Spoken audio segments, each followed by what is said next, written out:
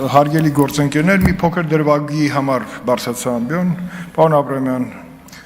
նորից խնդրում եմ առաջինից երկրորդ ընթացման ժամանակ ներկա լինեք հանձնաժողովի նիստին, դուք մեկ-մեկ հիշում եք գալիս եք, եւ մենք այդ ձեր մտահոգությունները այնտեղ քննարկման առարկա կդարձնենք եւ շատ հնարավոր է պաշտպանական գերատեսչությունը դեր առաջարկներին այնուամենայնիվ արձագանք ունենա։ Իսկ մնացածը շորերի կերպարանափոխման, մյուս ծրագրերի հետ կապված նախարարը իհարկե ներկայացրեց եւ շնորհակալության փոխարեն պարզապես մեզանից յուրաքանչյուրը պետք է իր մասնակցություն ունենա այն բոլոր ծրագրերին, որը ոչ միայն դրված է կառավարության ծրագրում, այլ մեծամասամբ դրանք դարձել են իրականություն։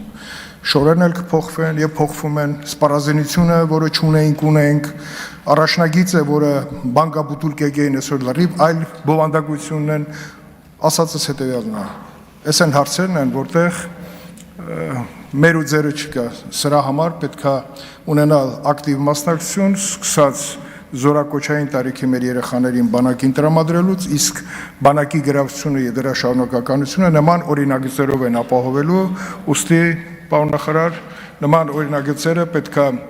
շարունակական դարձնեն մեր նպատակները, որը որ տանելու է դեպի պրոֆեսիոնալ եւ ամուր բանակ ունենալու հնարավորություն։ Շնորհակալություն։